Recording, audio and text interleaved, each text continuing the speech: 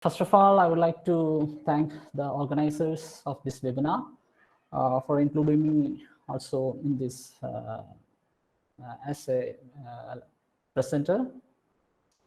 So my topic will be phylogeny and the Sherlock Holmes evolution. So some of you might be wondering, how come Sherlock Holmes in phylogeny or evolution? So we'll be explaining how the Sherlock Holmes or a detective mind works in phylogeny. So in this talk, what we will be discussing? So we'll be discussing briefly about the development of evolutionary idea, then the science of phylogeny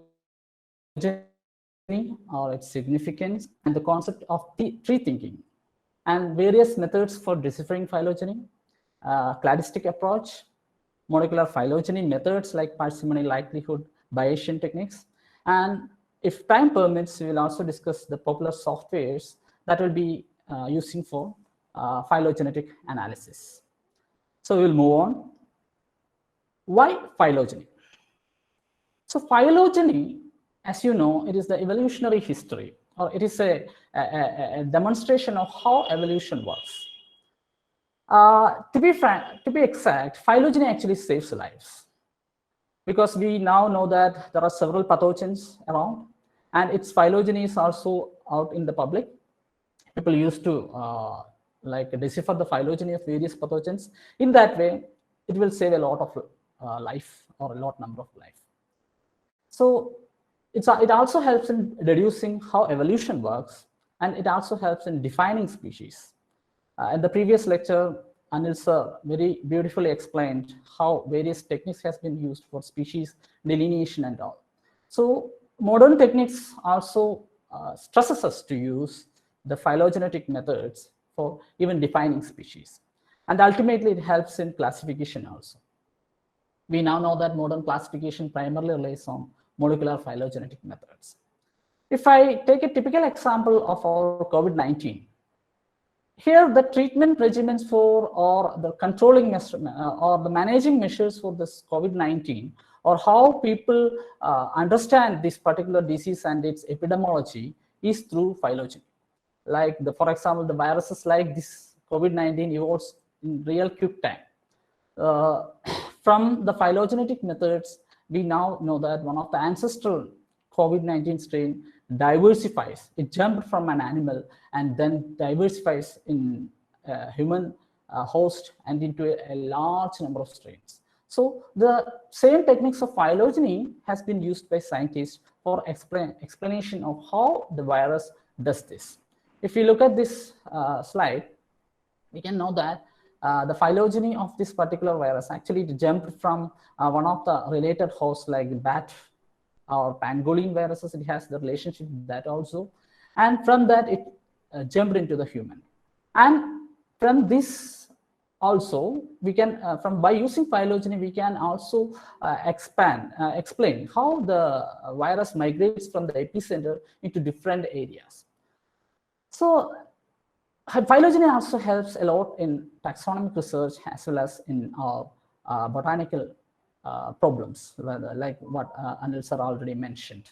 So we will start how evolutionary idea took. I will be briefly explaining how the Darwin's intuitive idea.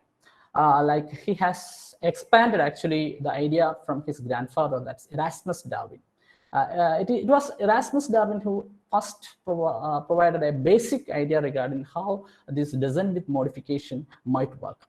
Then later, Thomas Malthus, his population dynamic studies has been adapted by Darwin, and the adaptation theory, or we now know that how Lamarck's idea has been contributed to that also. And the microevolution of finches has been taken into account by Darwin. That's the idea of descent with modifications. Then later on, Darwin has noted that the finches that is adapted locally to every island in Galapagos.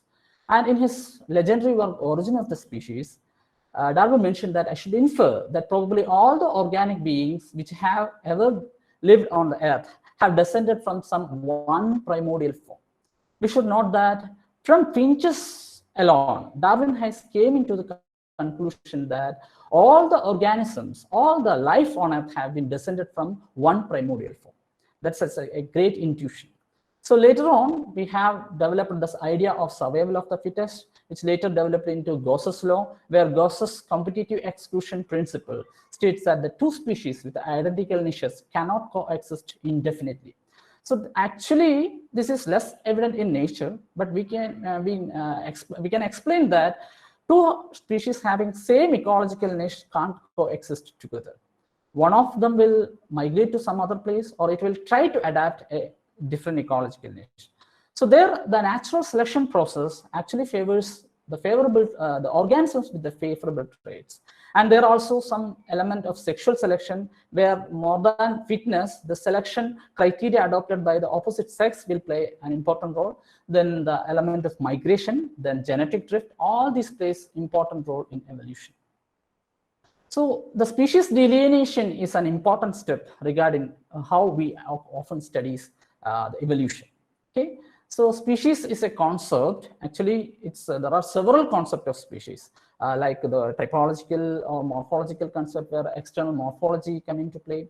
The biological species concept, where the importance is given to the reproductive isolation.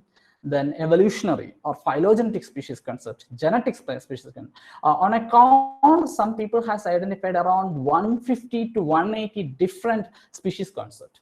So we often say that a species is the basic unit of life. Okay, so even then, the species is not well defined, or people has never came into a unison in opinion regarding what forms a species. Okay, so in that case, what or how helps the phylogeny helps in speciation and defining speciation. So according to evolutionary concept, the descendants accumulating many changes actually forms a species. Okay, and the confusing concept of species has contributed much bias in how approaches each and every species. The phylogenetic, according to phylogeny, the species is a tip on a phylogeny, that is the smallest set of organisms that share an ancestor and can be distinguished from other subsets. So in phylogeny, a speciation event is a lineage splitting event. So in this case, we also know that the chronistics in evolution, or the time element of evolution, we actually cannot properly grasp the time element. So we often say billions years or millions years. Okay, in that case, we actually couldn't grasp how these years actually fit into the tree of life or evolutionary tree. So the idea of cosmic calendar developed by Carl Sagan fixes everything in place by providing the whole events of universe into a 1 year calendar. So according to that calendar, the human has been evolved just in 1 day. If we take the whole universal events of life in a calendar year, humans has been just 1 day old. So from that, we can assume how this whole evolutionary tree or evolution might have worked. And the generation time has an important role in speciation. The speed of evolution is directly proportional to the reproduction rate and generation time. That's why the viruses and bacteria evolve real fast. Their evolution, we can actually see how they evolve. We now know that the single strain of coronavirus has been evolved into different strains and different geographical regions and all. So from that, we can even trace how these pathogens evolve. So these kind of pathogens evolve fast because of their shorter generation time and very high reproduction rate. And the limitation of human observation, like the modern civilization is too young, and naturally the scientific thinking is also too young. So that's why our observations are very limited. We can't, several people will argue against evolution. They will say that we can't see organisms evolve around. That's why they will preach against the evolutionary theory. So actually our observations are very limited, or even our lifetime is very limited. And also the fossils will also help in our elucidation of the phylogeny.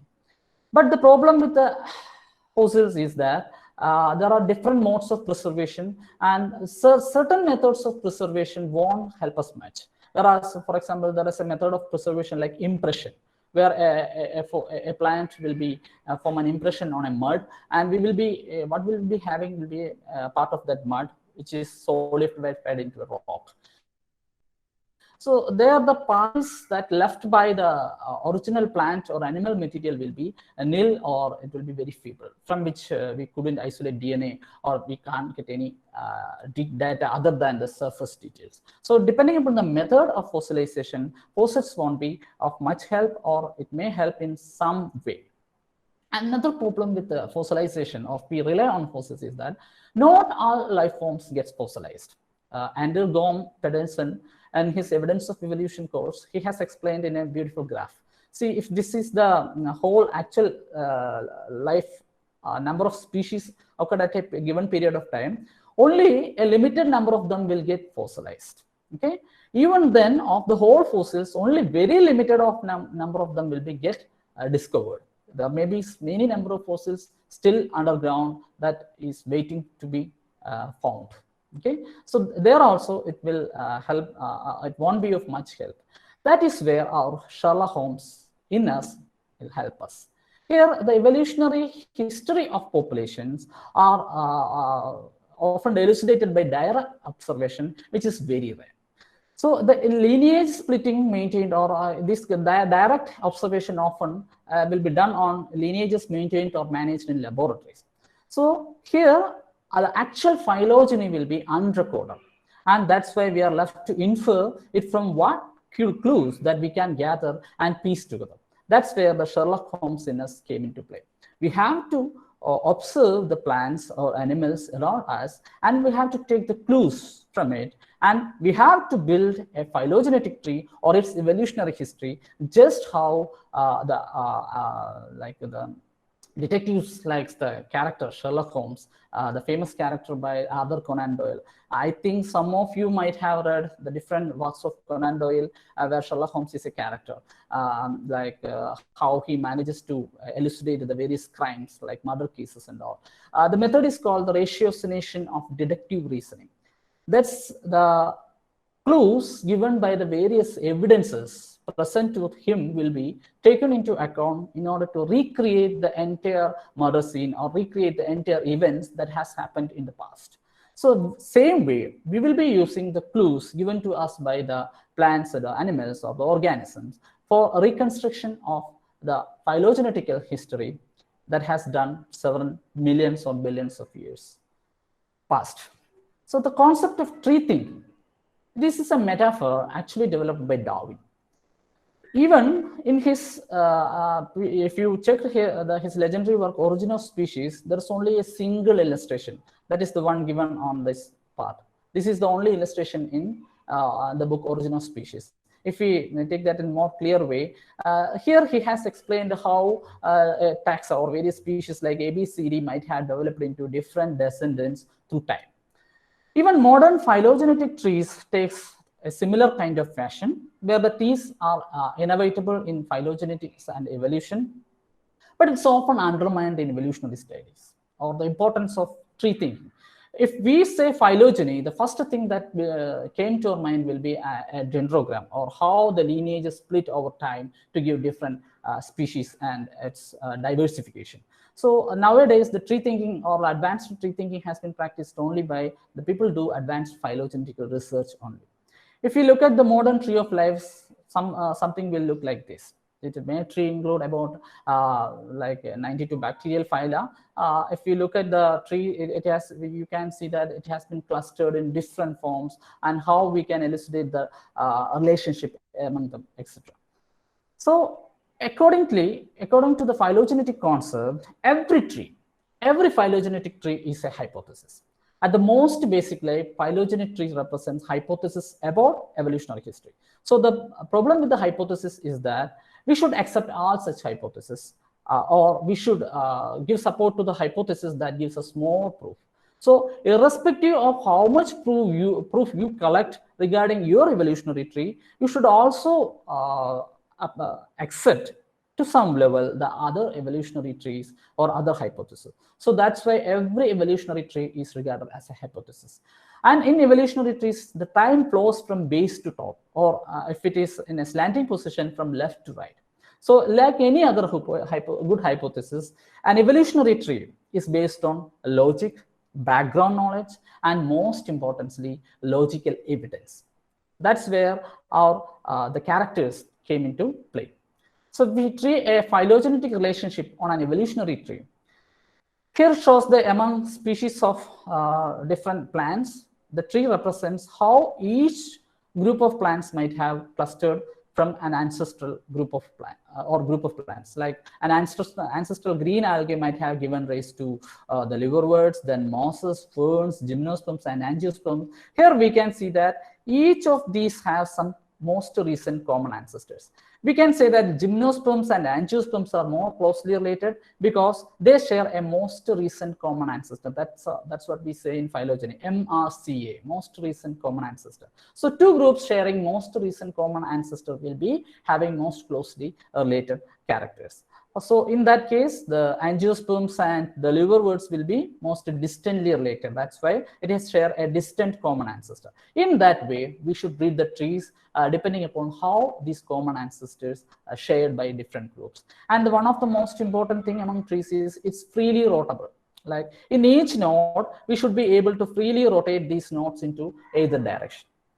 Okay, which doesn't actually change the information given by the tree. And one important thing is the evolutionary trees do not show everything. Okay, so any particular evolutionary tree contains only what the author who prepared it deemed relevant to the analysis at hand.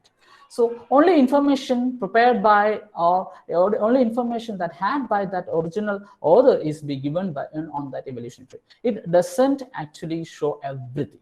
It is important to keep in mind that a great many details like evolutionary history or some factors that the author might deemed not important might be missing from an evolutionary tree. So we shouldn't take evolutionary trees as absolute. It should be on the trees are actually evolving. The concept of evolutionary tree and phylogeny is also evolving.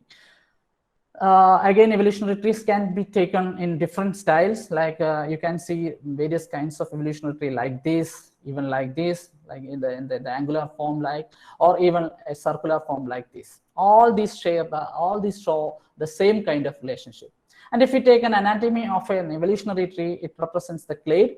Like all the descendants from a common ancestor is a clade. This is a clade. This is also a clade. This is not a clade. This is where the paraphyly came into work. That's the descendants. Here the group belonging to this clade doesn't come from a common ancestor. It excluded some of these descendants. This is also not a clade because it left this particular descendant from the analysis. So polytomies are often polytomies often occur because lack of information. This is called a polytomy. If we have several different descendants from a common ancestor, it means that there is some lack of information, because most commonly or by general rule, every node should have a dichotomy. There should be only two descendants from a common ancestor. So a polytomy can be resolved in several ways because of the information that we provide in it. So depending upon the information provided, we can reconstruct that polytomy into several different fashion, or which fashion or which topology that supports the most kind of evidence from different sources will be accepted as or will be taken into account for our further analysis. People often do the large-scale phylogeny analysis for classification, like the big data in biology. We now know that after sequencing by the more modern advancements in sequencing science, people has been doing even whole genome sequencing even in matter of days or in matter of hours. That actually led to a big data flood in biology that can be used for the classification. We now know that how angiosperm phylogeny group classification rewrites the conventional taxonomy. Like the phylogeny is very beautifully used for classification, and people are even recommending to get away with the Linnaean hierarchy, like the Linnaean hierarchy of like the kingdom, subkingdom, phyla, that kind of grouping. People are recommending to get away with the Linnaean hierarchy and should go on with the phylogenetic classification. So how we actually deduce this kind of tree? That is the question that we are going to discuss further, the deduction of trees. So reconstruction of phylogeny is called as the cladistics method using different methods. It is a method of hypothesizing the relationship among organisms. Like we can use the morphological data, or it is actually a method of evolutionary tree deduction. So that's where, again, I'm reiterating how our intuition as well as the deduction caliber works. Here, the various basis of various character sets, like the morphological, anatomical, physiological characteristics, behaviors, even pollination behaviors of certain plant species has been used for phylogenetic analysis. Of course, genetic sequences or gene sequences. So just like how a detective creates a crime scene that has happened in the past, phylogeny recreates the past evolutionary events based on the current evidences and traits. So for that, we may use the cladistic principles. Here, the thumb rule is any two species sharing a homologous attribute or a character state or a shared character, which should be closely related to each other than other one, which is not other one, it is to a species not sharing this character state. That's called the thumb rule in cladistic principles. We will check how that works. That's where we discuss the apomorphisms and plesiomorphisms. This is very important in cladistic analysis as well as drawing phylogeny from evidences. Apomorphisms are actually derived traits, also known as evolutionary novelties. And plesiomorphisms are called the original or primitive or ancestral traits. We treat all the present-day organisms as descended from some common ancestors. So if there are certain traits shared by these descendants and the common ancestor, that is called the plesiomorphism. Okay? Or if it is a character that is evolved new or an evolutionary novelty, it's called an apomorphism. If we take the, I'll be using certain examples from animal world also, because that's came handy.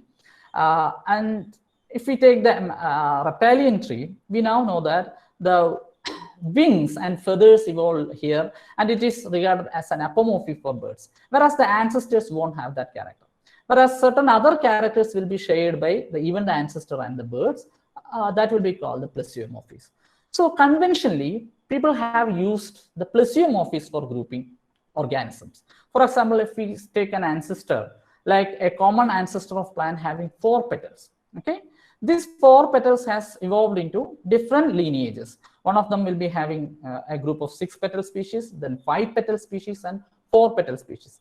In earlier cases, people have used these plesiomorphisms. If the plesiomorphisms occur or the ancestral characters occur on a group of species, it is called a symplesiomorphy.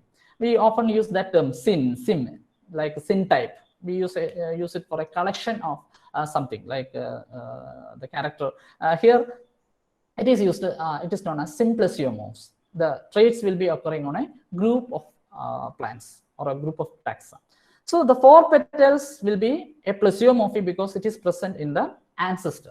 So initially, people used to group by means of plesiomorphism, but that actually doesn't give much information. So the understanding ancestral traits and grouping due to that ancestral or by using that ancestral trait won't help much. So the other alternative will be using apomorphism. So people have recommended like grouping based on apomorphism will be of much help. So the 6 petal group should be grouped together and the 5 petal will be grouped together. These two forms 2 different groups or phylogenetical classification groups. So these 2 traits will be descended from a common ancestor of 4 petals. So this gives us much information regarding how these evolutionary lineages proceeds. So the most important thing will be to determine the polarity of characters, because we actually don't know what characters constitute the ancestral traits or the plesiomorphism. We should deduce by using our Sherlock Holmes method from the present day traits or present day evidences by means of our ratiocination method. One of the important methods for that kind of analysis will be outgroup analysis. It helps in determining the polarity. Likewise, the fossil evidence will also help us in determining the characters that is present in the ancestor. If we get a fossil of like 10 million years old, and that has a particular trait that is present in the present day descendants, we can directly say that that is a plesiomorphic trait because it is present in the ancestor, the fossil ancestor. If we take one example, how it helps. This particular plant ancestor maybe having some traits like all green leaves, this blue color calyx and different petals, all are some red color, and we have some descendants. We don't know about this ancestor, but we know about the descendants. 4 descendants are there. So first we should construct a polytomies. This is called a polytomy. Okay, I think you can see the slides and my marker over it. This is a polytomy, and first will be we should determine the characters. So here the evidences for the detective in U will be the different characters that is shared between various lineages or various descendants, like leaf color. The leaf color will be shared by all these traits.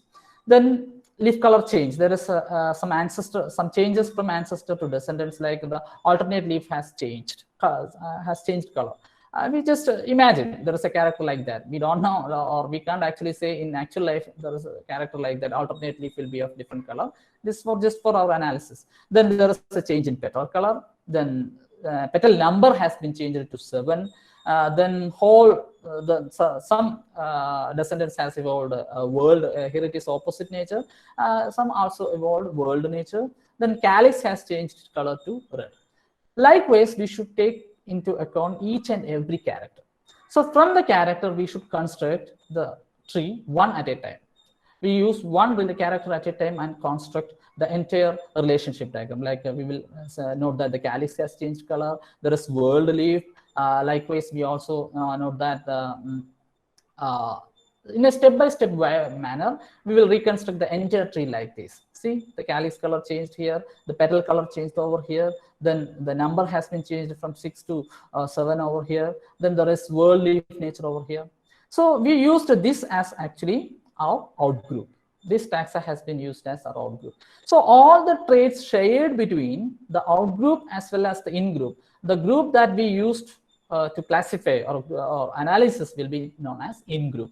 So from the in-group, we will compare with that of the out-group, and all the characters shared between in-group and out-group will be treated as the plesiomorphies. So if there is a character shared on the out-group, that's why we often say that the selection of this out-group is very important, because depending upon the out-group traits, the plesiomorphies and apomorphies will change. And the classification and the cladistic analysis will be primarily based on the apomorphies. That's why we say the out-group analysis is really important. And the other important thing to be noted is that homology and homoplasy. We also say homoplasy as analogy. Homology is the similarity due to common ancestry. There are certain traits that's shared between taxa because of the common ancestry. Or analogy or homoplasy is similarity due to similar selection pressure. A typical example is often noted here between the cactus and euphorbias. Both share similar kind of morphology, and even they share the thorn nature or small spines. In case of euphorbias, the thorns or the spines are actually modified stipules, whereas in case of cactus, it is some modified leaf-like structure. Okay, so in that cases, it's actually two different organs. They have evolved into similar kind of structure based on similar selection pressure. So if we consider both of them as similar kind of character, we will land in trouble, because we now know that euphorbias and cactus are too distantly related, not that closely related. But if we consider this as homology, we will say that these two are closely related. So it's very important that we should know which is homology and which is homoplasy. So to simplify things, homology is similarity due to inheritance, and analogy or homoplasy is similarity due to other factors, like as shown in this cartoon, maybe due to some lifestyle changes or some fashion, etc. And there is one more trouble, like reversal of character. There are certain cases where certain traits that's present in the ancestor is lost on some of the descendants, and it reappear later on evolution. Like this kind of reversal often create much problem in our phylogenetic reconstruction. For example, the reduced petals in casuarinates is regarded as a reversal of character. Like we might have heard of the famous Englerian theory of coniferous amentiferous origin of angiosperms. Like the angiosperms, they say that the angiosperms are originated from the conifer ancestors like pinus through the casuarinates, because they share some similarities. Like the casuarinates flowers, if you remember, they look like some corn-like structure. So they say that it's evolved through that kind of answer. It's actually, we now know that based on molecular and other methods, even Reinelian theory says that it is actually a reduced character. The casuarinaeus represents a simplest flower because of the reduction of the trait. So similar kind of problem also present in our analysis also. So outgroup analysis is really important. There the determining polarity will of much help. If we check the different lineages of imaginary taxa called SID, first we will plot its characters, like which are all the characters that we select for our analysis. And most of the programs for this kind of analysis use the binary characters. So we should first select the character, then it should be converted into binary character and along with an outgroup.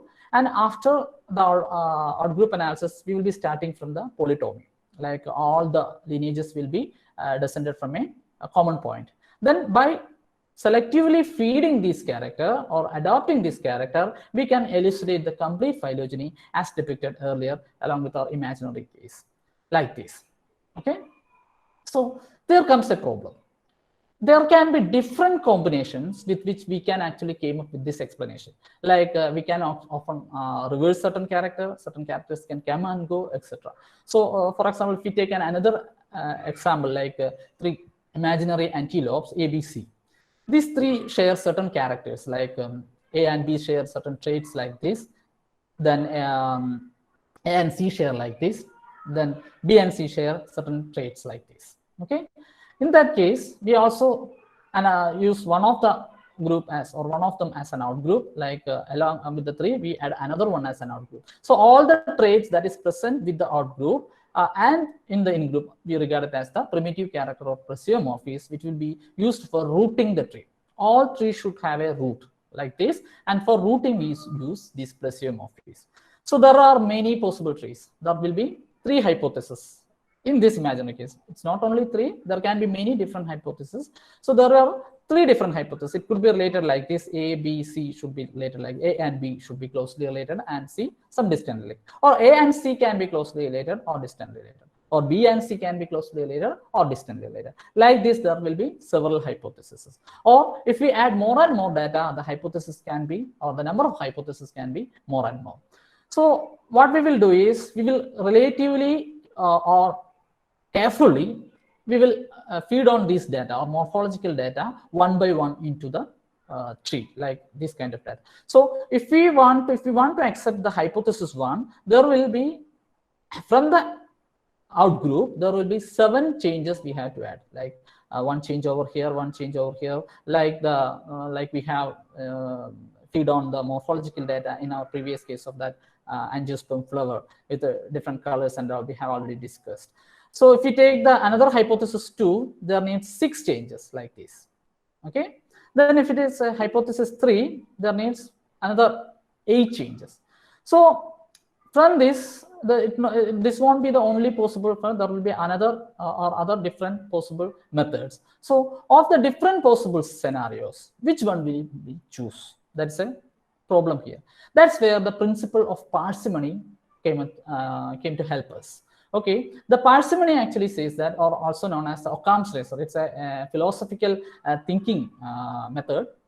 Here, in a parsimony analysis or parsimony method, a hypothesis with the least number of assumptions will be treated as the most acceptable one. Okay, of the different possibilities, if we adopt the parsimony method, of the different possibilities, the one with the least changes will be accepted, or this is regarded as the simplest method. And this actually doesn't always show the real relationship, but this is a simplest method to select from different scenarios from which this actually helps. Okay. So if we take the from an ancestral species to descendants, if it is a single or if it is by a single change, that is the simplest explanation. But if it is through the character changed into several intermediates and changing into an unlikely descendant nature, this is regarded as less acceptable one. So from the many possibilities in our previous case, there are 7 changes, 6 changes, and 8 changes. Which one we will accept? Naturally, the one with the 6 changes. That is the most parsimonious relationship that we can came up with from that data. Okay, that is regarded as the most parsimonious, 6 changes one. Likewise, if we take another example of character states for carnivores, this is another data that we will use for a few of our examples. This is where there can be equally parsimonious tree. With 4 or 5 changes, we can explain all the 3 different hypotheses. So which one we will accept? There is another problem over there. That's where the consensus tree will help us. In many of the program, you will see that there are consensus trees. A consensus tree is a relationship diagram where majority of the hypothesis agrees. If you look at this, the lemurs, cats, and hyenas, these see the cats, hyenas, and civets, they share some common ancestor over here. It is there in all the 3 possible hypotheses. So that will be accepted in the consensus tree. Likewise, a relationship diagram or relationship that is accepted or that is there in most of the tree will be accepted in drawing the consensus tree. And another important thing in phylogenetic analysis is the problem of when.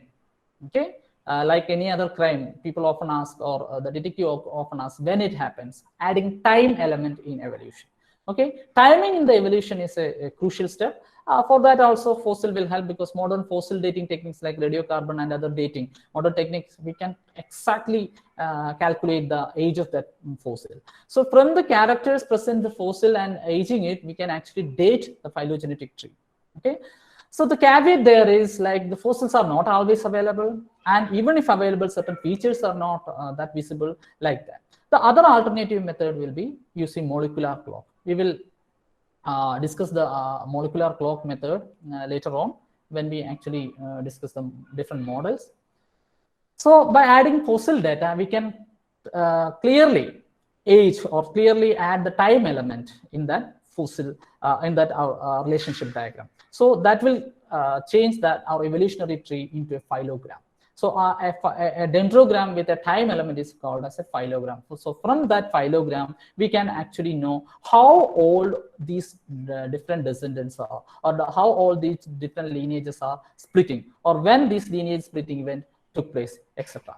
So the molecular clock is also will help us in timing this evolution. The timing by analyzing the molecular traits that change at a steady rate. This concept was originally developed by Emil Suklandi and Linus Pauling. They say that the changes in DNA accumulates at a constant rate, but it's not. Now we know that it's not true for all the different sequences. So here there is a story of how we start to wear clothes, or when we start to wear clothes. The calculation was done by even evolutionary analysis. I'm just skipping because I think I'm already covered 42 minutes. So for the similar kind of analysis, the quantitative morphological trait also help us. Till now we have considered more of a other morphology, qualitative traits. So for quantitative traits, numerical taxonomy tools will of much help. So there are numerical taxonomy tools like binary character analysis and all. Another important tool will be like quantitative traits can be used to construct the principal components, or later on we will do the cluster analysis from that principal components. The morphological diversity can be used for similar kind of clustering. So what PC actually does is that it simplifies many variables into few. If we are taking 100 characters and there are morphological and quantitative variation among that 100 characters, it's a huge amount of data. Or 200 characters, huge amount of data. The principal component actually extract that data into few manageable variables. That's called the principal component. Okay, it preserves as much information as possible, and the new variables will be created from the original variables, which is called the principal components. Okay, so all the information or the variability information will be uncorrelatorily taken and will be using for construction of principal components. The first principal component we will be having maximum amount of data. Then all the data that could not be put into the first principal component will be taken into second principal component. Likewise, third, fourth. Likewise, it will go on. Okay, so if you take a simple example, like there are 4 different shapes: a cube, a circle, and a cone, and a larger cube. If we want to classify this, the principal component analysis will simply calculate the relationship among them. We now know that the squares share a more close relationship, and this is a circle and there is a cone. There is some circle element over there. So that's a principal component variability. Okay, so it will do a relationship diagram like this. For example, these two will be placed like this, and the cubes will be placed like this. Okay, so in that cases, the principal component analysis will help us in extracting the original information and creating new variables out of that. We have, in one of our studies, we have done principal component analysis in phylogeography. Phylogeography is a recent concept, constantly developing concept. We have focused our study on the Sky Islands of Palakkad. Palakkad Gap is regarded as one of the most important geographical entity or geographical gap in the long Western Ghats. This is the relief map of Palakkad, the Western Ghats showing Palakkad Gap. Here there are certain high altitude ranges, which is called as Sky Islands, or the areas isolated from other areas because of altitude. So the species over there evolved in a different fashion than that of the other areas. So many species show a restricted distribution to these Sky Islands. So in one of our studies, what we have tried to do is to analyze how species population or various populations analyze or various populations evolve and change over these Sky Islands. So we have selected certain species like Symblochus microphylla, Elaeocarpus variabilis, Elaeocarpus mundroni, Fibwhiti, and several other taxa. These are a few I am mentioning here. And this shows some restricted distribution over high altitude ranges in, called as Sky Islands. So one of my students, Maya, actually completed some work over this, some preliminary work over this Elaeocarpus variabilis SmartC. And we have identified around 101 different morphological quantitative characters and did the principal component analysis based on that traits. And our hypothesis was that there should be some variability according to the north and southern side of Palakkad Gap, depending upon this Sky Island variations. But we actually, on the preliminary analysis, we couldn't actually get a result that the two population on north and south will be separating into two different clades, but instead we got some mixed messages from this cladogram analysis using principal component. It may be because of the the Palakkad Gap may not be acting as an isolation factor in case of Elaeocarpus variabilis, or the pollinators and the long distance dispersal may be other possible explanations in this. And we are now looking into the data of other species, whether this will have some variability depending upon this evolutionary geographical gap based on the Sky Islands. So if we look into other characters like molecular evolution, so far we have discussed only the morphological traits, or how these morphological traits can be used in deducing the phylogenetical trees. So molecular evolution, or the evolution, happens at the level of DNA or the molecule or other information molecules like proteins. These information molecules are often known as semantids, or the macromolecules having information. It's actually a very powerful tool in phylogeny estimation. So each nucleotide, each amino acid is regarded as a character with the different states. For example, we know that the nucleotide, each nucleotide position can have 4 different options like A, T, C, G. Okay, so for these, all these 4 different states will be treated as character states, and the position will be known as, or position will be treated as an individual character. So the first thing any molecular analysis needs will be aligning the sequences. Okay, the sequences has to be aligned properly, and most of this method requires, the aligning method requires a proper observation how these sequences vary among themselves. So the unaligned sequences will be missing several data. So first thing will be aligning sequences depending upon or using various methods, like various programs will be used for the same method. Then there are different methods of reconstruction from molecular data. As I mentioned earlier, it can be based on parsimony analysis. Okay, it can be classified into distance-based analysis. The Neighbor-Joiny method is there. Likelihood methods are there. Then Bayesian methods are, Bayesian statistical inference methods are there. The later one, like likelihood and Bayesian methods, are well popular now. People, a large number of papers are being published based on similar kind of analysis. We'll look into one by one. We'll use an imaginary case of mammalian beta-casein gene here. If we look at the aligned sequences over there, we simply check certain sites like the 142, 162, 166, 160, certain sites. If we see that the site 142, the nucleotide G is shared among all the groups, including the outgroup. So naturally, that will be treated as a plesiomorphy or an ancestral character. What we need will be apomorphies or new character or evolutionary novelty. See, 162, 166, and 177 are shared among certain members only. Okay, so these kind of traits are called the apomorphies. That will be taken into account for our classification purpose.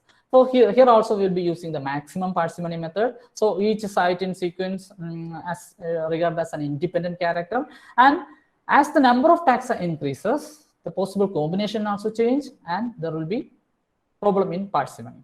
So if you take the three possible positions in the previous data, there could be different possible ways with which we can take that relationship diagram, like it will be with 6 changes, even with the 9 changes, etc. There will be several different possible relationship will be there. So according to parsimony analysis, we will be choosing the one with the 6 changes. We already explained how parsimony works in our morphological data case. This is the 6 changes which will be taken into account. This is where we will have to discuss models of molecular evolution. So according to molecular clock hypothesis, there is constant mutation rate occurs in our DNA. Okay, and according to neutral theory of evolution by Kimura, she states that the adaptation or the survival or the fittest organism take these changes not through the adaptation or by means of selection. It is through genetic drift. So he says that just simply every organism has some changes, and many of these changes are neutral. Molecular changes or most of the molecular changes are neutral. Only some of them will be adding to the adaptability of an organism. Okay, so the changes in DNA again is not uniformly distributed. We know that certain, if we consider an enzyme or a protein, a gene for an enzyme, there will be certain region we call it as active site. If there is some change over that particular region, that active site change might have impaired the functionality of that protein or an enzyme. That protein may not be able to function. So that kind of change won't be inherited, or that organism won't survive to pass on that trait. Whereas certain regions, which is we call it as the variable region, that region may prone to more changes. So depending upon these changes and all, every part of a gene is not equally viable to change. So depending upon that, we have to come up with the different models of evolution. So some areas are conserved, but some are more prone to changes. So this is where the statistical probability of changes occurs. So the model may vary depending upon the probability of each change. If we consider a typical position, like a position of a nucleotide, there are 12 possible changes as depicted in this figure.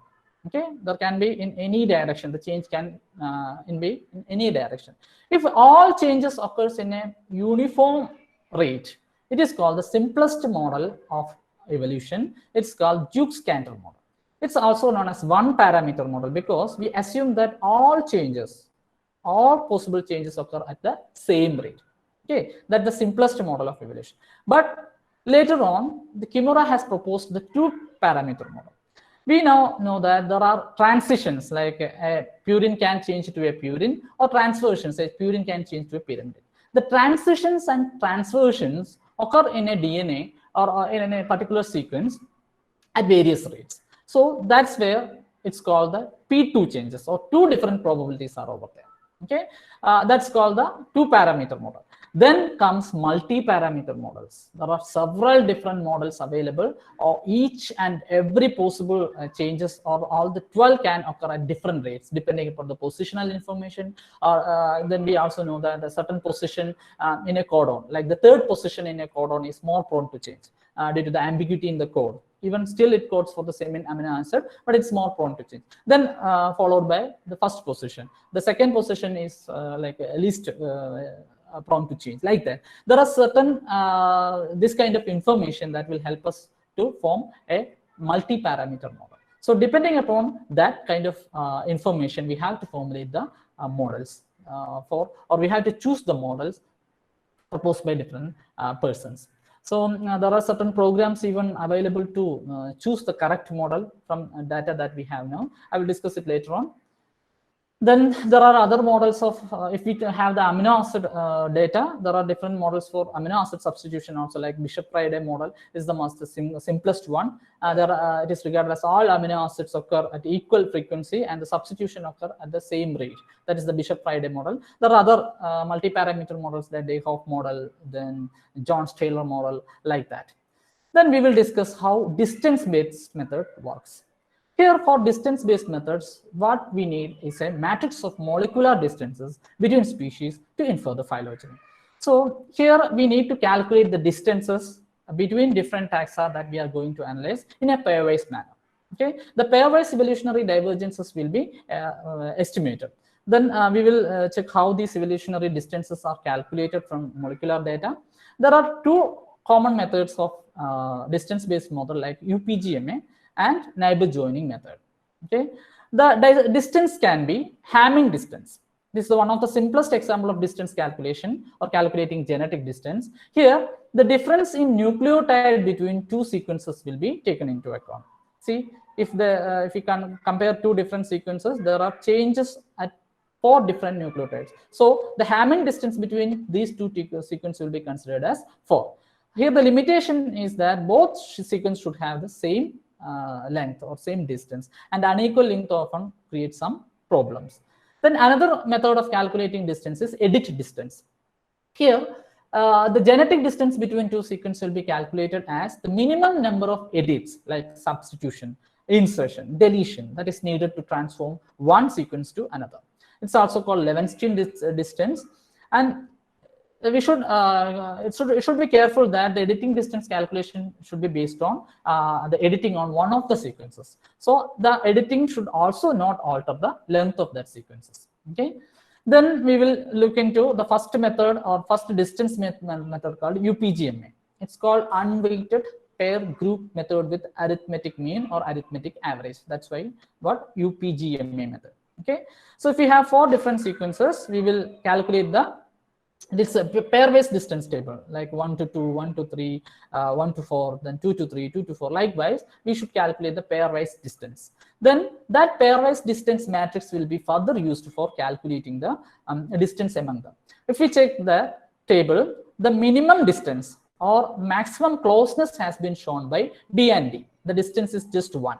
Okay, so we should take that 1 as the distance between B and D, and we will take that information over here. See, the distance between B and D is plotted as 1. That's 0.5 here and 0.5 over there, treated as 1.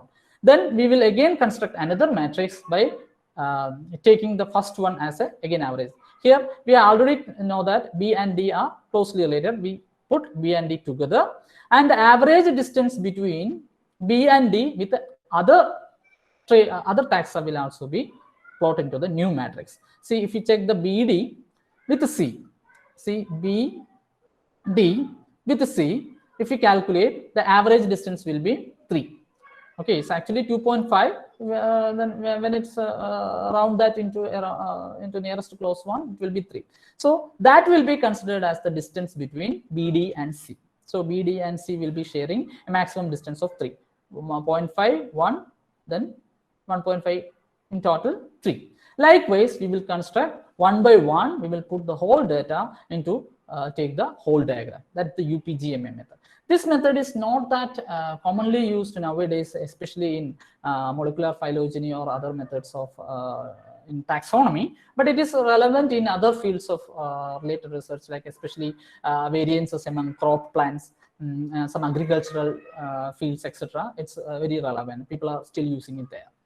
Another method is neighbor joining method. It's also a distance-based method. Here, the genetic distance or evolutionary sequence divergence will be taken into account. One of the important point is also noted that we also take the scaled units of substitutions per rate, because the substitutions or nucleotide substitution that occur per site will also be provided into the data for determining the length of each and every lineages here. So the sequence distance will be converted into genetic distance over here. Then, for example, we will take a simple data matrix like this. It's like the distance matrix between different organisms like animals will be plotted over here. And in distance based method like this, neighbor joining method also, we use one of the model like the Chimera 2-parameter model that I have already discussed. This model will also be taken into account. So we will start from a star topology like this. All the different organisms will be provided into a single star shaped tree, and the minimum distance or the closest one will be taken into account. See, cow and deer is the smallest one over the whole matrix, and that will be joined together in this tree. See, these two will be joined. Likewise, the minimal distance will be taken into account. So the closely related organisms will be joined together. That's why it's called the neighbor joining. Neighbors will be joined, or the closely related organisms will be joined together. Likewise, we can establish the whole relationship diagram like this. Okay. Then resolved tree will be again rooted to the near outgroup, and here an outgroup will be more closely related to the camel. So this is not regarded as the best method of constructing phylogeny, but it's reasonably good because it's fast, and it can with which we can even work out with even very huge data sets. So another method is ML method, or maximum likelihood method. So here we have a proposed evolutionary tree with the branch lengths measured in expected number of substitutions per site. Okay, that's what we have discussed in the previous case. And we also have a model of sequence evolution. A model of sequence evolution says that the rates at which the various possible substitutions can occur. So we should calculate the probability of evolving the particular set of sequences. That is where the likelihood analysis came into play. So the probability of data given a tree and its branch lengths and the model of evolution is called the likelihood of a tree. It's a statistical calculation. In simpler terms, it is calculated through the likelihood of a tree equal to probability of data given tree, given branch lengths and model. All these parameters will be taken into account. Okay, these are the ingredients for a typical maximum likelihood analysis. We will be having a tree, then branch lengths, which is directly proportional to the substitution rate, a model of sequence evolution, and of course our data with an outgroup. So from which the calculation will be done, and the likelihood of each and every possible relationship tree will be calculated, and the result will be like this. Each tree will be having a particular amount of likelihood, and the one with the maximum likelihood will be the winner. Okay, that's called the maximum likelihood, or ML method. That will be taken as the most acceptable one. So we have to search the best possible tree from the tree space. See, there are different combinations. There are huge number of combinations available. If we take this to 7 species, the possible tree number will be 10,395. And if the species number is, or the taxa number is increased to 20, the possibilities are like this. See, that's a huge amount of trees, or the tree space will be very cumbersome. In that case, there should be different methods we have to, the different algorithms that we have to employ to select the most important tree. There are different methods for that. One is the branch and bound method, and another one is heuristic search. In branch and bound method, it actually eliminates the group of trees from consideration upon discovering that all their members are worse than the best tree found so far. One of the tree will be randomly taken, and other trees around that will be continuously monitored for its likelihood, and those having the minimum likelihood will be discarded. Like this, the algorithm will search the whole tree space and will come up with the one with the maximum likelihood. This is one of the similar kind of search. See, this is an algorithm. So it will randomly start from every different position in the tree space. If this is a 3-dimensional tree space, from each location, the algorithm will sample one of the tree and will compare all the trees along that. And these are all the local maximum. And there will be another maximum over here. This is regarded as the global maxima. So from the whole data, the algorithm will select the global maxima, or the tree with the maximum likelihood will be selected. And another approach, this is actually a processor intensive approach. The one we already mentioned is a processor expensive measure. And the other one is a heuristic search. It's a more practical kind of method. Here, it will look for trees superior to the current leader by rearranging the leader in various ways. The branches will be rearranged in various ways, and all the rearranged trees will be taken into account for comparison with the existing one. Okay, so another method of discussion is bootstrapping. See, the confidence that we can place in the tree that we have found, that's a matter of question. How much confidence that we can say this is the actual relationship diagram. So for that, another method to confirm that will be to collect data for more characters and do the analysis again. We are collecting more data from the same taxa, doing analysis, again collecting data, doing analysis. So there is a problem. It's more expensive and time consuming. Okay, so we have to replicate our study or replicate our things, because in science we do always do a replication, and we will always take the the n number is equal to 6, like that. In every study there is a replication. So how we will do the replication here also? That's where bootstrapping came into play. Here it is a computer simulation of replication. Bootstrapping is actually a computer simulation of replication. It's actually originally proposed by Joseph Feinstein in 1985. Here, what the computer algorithm does is that it will make artificial data sets from original data. Okay, it will take the original data and will create artificial data sets out of that without losing the original information that's provided by data. I will give you one example. See, this is the original data. There are 6 nucleotides, each of them on these 3 different taxa. So the bootstrap replicates will be created by the algorithm based on this original data. So each of this will be resampling of the original data. Say in this first sample, the first position will be taken twice. Again, other position will be taken here. So in the second sample, randomly some nucleotides will be taken. Then third sample, the first position is taken thrice. Like that, the algorithm will sample the data with a random allocation of the characters, and without losing the information, it will do the analysis. So every time the algorithm will sample the data and will take the analysis and do the analysis over its tree space, and all the trees will be showing different information, and the information shared by majority of the trees or majority of the relationship will be taken into account. That is called the bootstrap support. See here, the whales related to hippos, this is shown by 80% of the trees sampled by the algorithm. That is called the bootstrap support. Okay, so in different ways the algorithm has resampled our original data and saying that in 80% of the cases these 2 taxa are closely related. That's called the bootstrap support.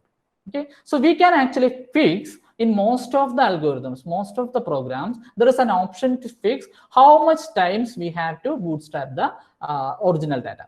In most cases, most of the algorithms requires like just 500 is enough, 1000 is enough.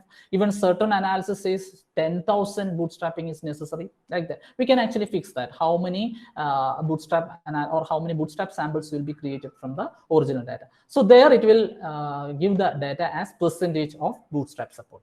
Okay.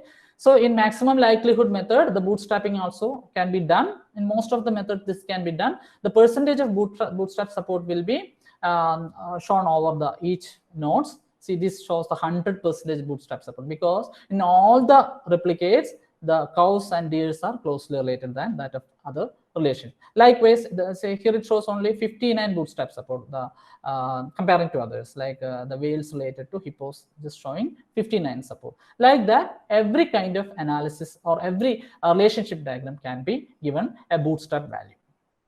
Another or the final method of constructing a phylogeny is Bayesian inference. Okay, this is actually a probability theory developed by Thomas Bayes in 1770s. Okay, this we can say that it's a probability on probability or conditional probability theory. Here we have certain prior beliefs. Okay, Bayes' theorem simply says, to simplify things, it's actually very complex calculation, especially for a biologist like me. It's very complex because just like most of the biologists, I also hate mathematics. Here we have certain prior beliefs, and from the prior beliefs there are certain evidence we also have, and from the prior beliefs and evidence we will construct, or the theorem will construct, or the algorithm will construct posterior beliefs. Okay, I will explain it with in a story-like way. So we say that we are all Sherlock Holmes or detectives in phylogeny.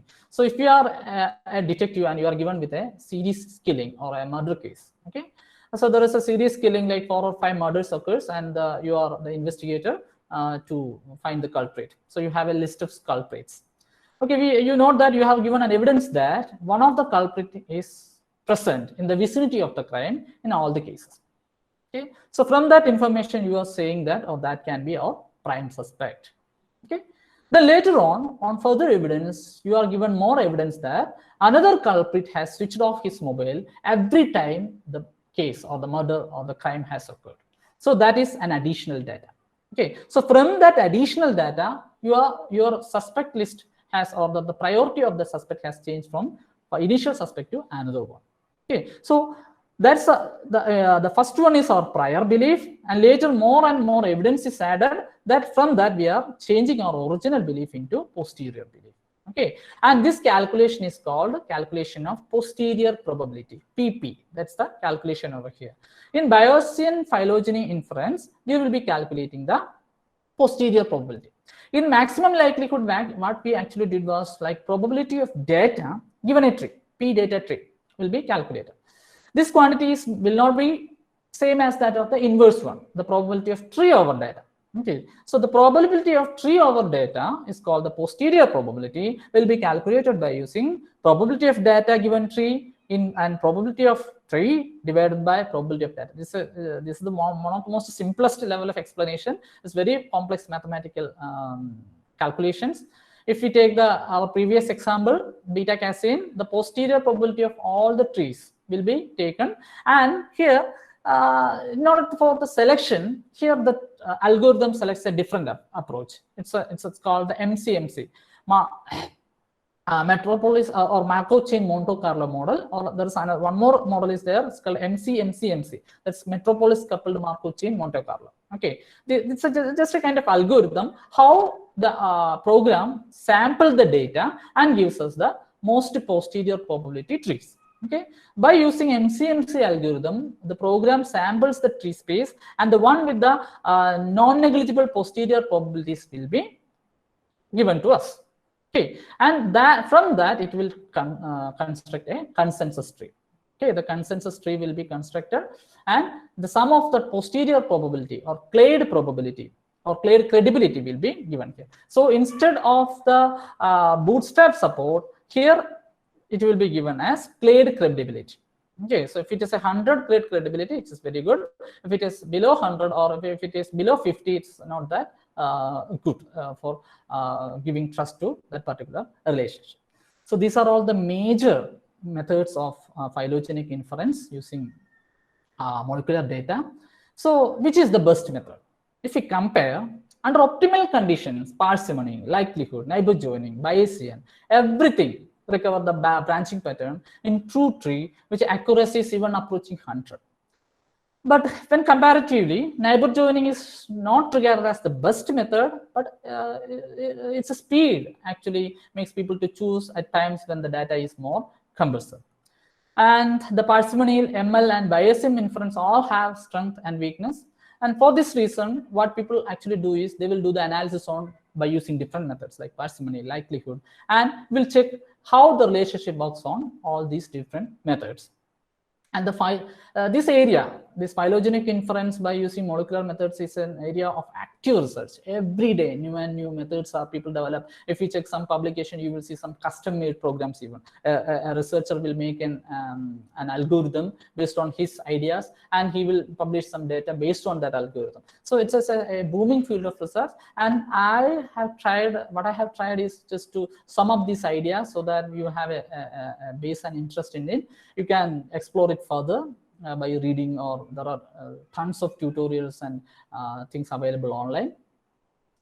Then I think we have some more time left. I will quickly introduce some of the popular resources for the phylogenetic analysis. There are certain standalone programs. These are the programs that we have to install in computer. We can install in our computer and can run from there and do the analysis over there. Okay, the first one, it's a commercially available program. It's called the Genius. It's a paid software. It's a beautiful package, one of my favorite. And with this, we can do all these kind of analysis. It has this plugin support, a huge number of plugins, custom plugins people used to write. But the only caveat is it's a paid one. They will offer 15-day trial. In most of the cases, we can do our analysis in that time itself. But they have excellent support. And another one is Mega. I think most of you will be familiar with this program, Mega. This is a free program. Again, most of this analysis can be made in Mega itself. Then Eugene, we can say that it's a free version of Genius. Just like Genius, Eugene is also it has a lot of plugins, a lot of support is also there. Again, it's open source. People are constantly contributing to this program. All different kind of analysis can be done in Eugene also. This is BEAST. It's actually a Bayesian evolutionary analysis by sampling trees. It's actually a Bayesian inference method, and other methods are not well preferred over here. It's a combination of different programs, the Beauty and the Beast. There is a popular literary work like that, Beauty and the Beast. This Beauty is the program where do the analysis, and Beast will be that program will further show us how this relationship works. Then another one is PopStar. It's actually originally made for phylogenetic analysis using parsimony, but later it's expanded to other methods like ML and all. It's now called as PopStar. Okay, it's again, if you check the several publications, you see the analysis based on POP. Then if you are well aware of the statistical package or the statistical environment R, there is a phylogeny method over there, or phylogeny package for R there. It's called PhyTools R. It's if you are well versed in R, you can do. They have beautiful visualization options using R. Then another one is Darwin. Here you can do both qualitative binary data as well as molecular data that can be effectively used for construction of this relationship diagram. Again, open source program. Then PhyLip, phylogeny interference package. It's again a small program. You can see this as a program of reference in several publications. Then Mesqute, it's one of the beautiful program. It's a modular program, very small one, just 5 to 6 MB based on Java interface. It's a modular program. It has several modules for different purposes. We can even do qualitative, quantitative, all these kind of analysis on this tool. It's called Mesqute. Then there are several online tools also. So all the tools that we have discussed so far runs on our computer. The online tools, on the other hand, runs on a server. We just need to submit our data there. The analysis will be done by the server and will give us the data. Cypress, this is such a gateway, Cypress gateway. You have to create an account over there and do various kinds of analysis. Most of the analysis that we have discussed so far, we can do in the Cypress gateway. Then there is NG phylogeny. It's another important method. Again, online platform. It's more or less for like teaching purpose. They don't have much robust program. So if you have to show some kind of methods to somebody, it's this method, especially to your students and all. NG phylogeny is an important resource. Then IQ-Tree. It's another online as well as offline support is there. Online, you can just simply input our data and you can do the analysis. They will do it in their server and will send us the result by mail or something. They also have some offline support, but it's command line based. You have to understand the various command for do the analysis and all. And then it's a maximum likelihood based method. In some case of Bayesian inference has also been taken into account. So the offline support is only through command line interface. That is a major caveat over there, but we can do most of the analysis online. So with this, I would like to wind up my session. If you have any questions, I will try to clarify that. I think I have somehow tried to touch all the different parts of the various methods with which we can do the phylogenetic interference. So thank you.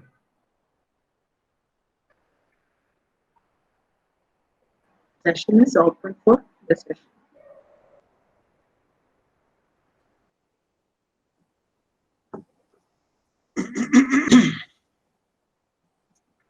Can I? Hello. Yes, sir. Jimmy sir, keka. Yes, sir. Please.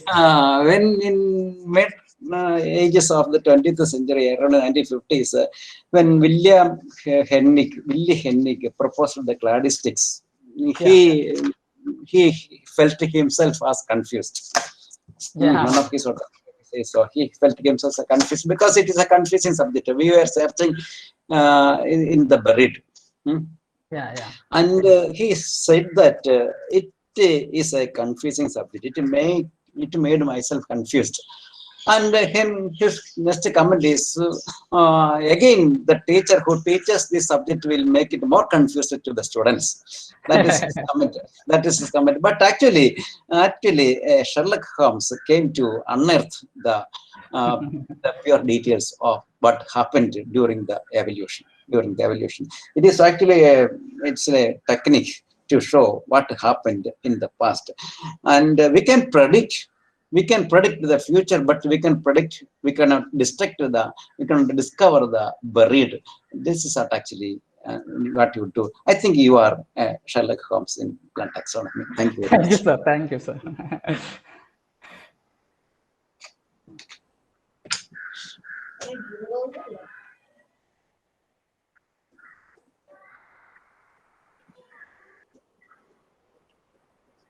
The session is open for discussion. You can ask questions directly by turning on the microphone, or you can type Hello. questions. Hello, Mitch. Actually, I have opened a link over there. You can see a link. If you can't ask by due to data problem, you can also type in there. I can show the questions over here. There is a link over the screen, slidesap.go, some saw2x something. If you open that, you can actually type in your questions that I can see here and can show on the screen. Yes, sir. Anil, sir, please. Hello, Dr. Suresh. Yes, sir. Your presentation was very nice. Thank you, Say, sir. could you please give an idea or a better some data on how far this phylogenetic analysis has helped angiosperm systematics in the modern era with by quoting APG. few works. Yeah, not APG. I'm not speaking about APG. How far these phylogenetic interpretations have helped plant systematics in recent times? Can you suggest some examples? Okay, sir. Again, recently, the whole leguminosae, the conventional leguminosae relationship has been rewrote based on molecular methods. Okay, so conventionally we used to say there are the three subfamilies of leguminosae, like Papilionaceae, Alpinaceae, etc. So now there is the whole leguminosae has been rearranged, and several members has been reshuffled among that, and there is even whole phylogeny group that's now working on the leguminosae, the conventional leguminosae. And its resolution is based on these molecular methods. And there are, if you just look into the literature, there are several different kind of work has been shown to this kind of relationship diagram. Just as you mentioned in your presentation, we now know that the Lamiales, which a group consists of our original Lamiaceae of our classical Lamiaceae as well as Verbenaceae. Likewise, the whole Malvaceae has been merged together, including Sterculiaceae, Teliaceae, and original Malvaceae and all. So all these kind of resolutions and developments take place based on this molecular data. And people are using this kind of like plastome sequencing and all nowadays to do this kind of analysis, like the whole plastome, the whole chloroplast genome will be used for resolving this kind of relationships. Another example is the inclusion of Trappa. Trappa was there in Onagriaceae, but later now based on molecular data recently, it has now included in Lythraceae. We can't actually imagine how Trappa came in Lythraceae. But it was earlier in Onagriaceae. Then another family was created called the Trapeaceae. Then finally, now based on molecular methods, now it's in literacy. So if you are following conventional taxonomy, you can't digest that. How TRAPA can come in literacy? So there are several such cases, such examples over there. Okay, one more thing. Sir. See, when we make these kinds of shuffles based on genetic data or sequencing data, still the merged ones or the shuffled ones may be exhibiting certain traits that still belongs to that family or so. How you can substantiate? Okay, see, the conventionally our explanation or our species delineation, everything will be based on morphological traits. Okay, so external morphology traits can be of different significance. But so for example, if a person sees two different plants, he may see, we already know the problems between lumbers and splitters. The lumbers will see the similarity only, while the splitters will always see the difference. Okay, so the splitters will always try to see the differences, and they will always do the splitting of various taxa. But naturally, or in nature, there won't be that much differences among different taxa. So the molecular tools or the inherent difference is over there at the level of molecules. Okay, the DNA shows the real difference between different level of taxa. So if we are doing classification based on external morphology, there could be the homologies or homoplasies, the similarities due to similar selection pressure, as I have explained in case of cactus and euphorbias. So our classification may be or might have been due to that kind of homoplasies. But in reality, there won't be much similarities among them. So most of the cases, our conventional classification or grouping might have included. I'm not saying in all cases, but in several confusing cases, it might have included this kind of a confused or a homoplasia based grouping. So the molecular tools are helping us to do this kind of resolution.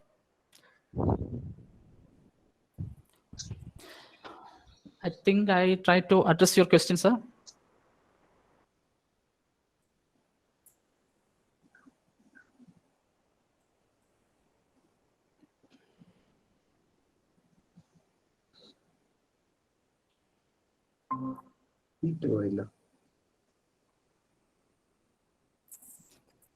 Hello? Yeah. Am I audible? Yeah. Yes, You are audible.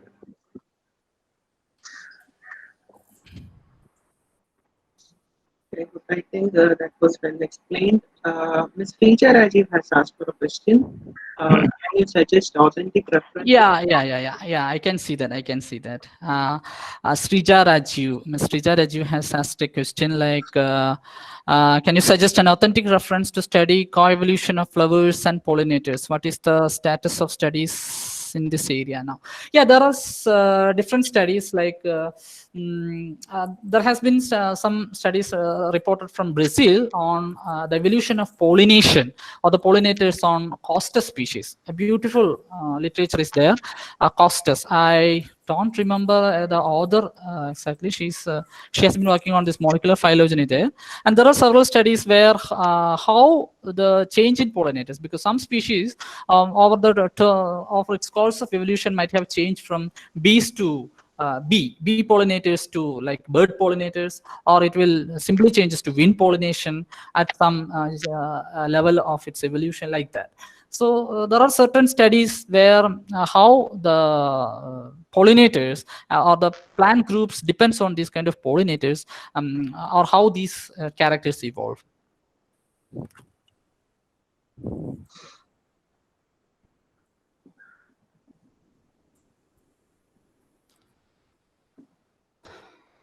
I think I tried to address that one. If there is any more questions.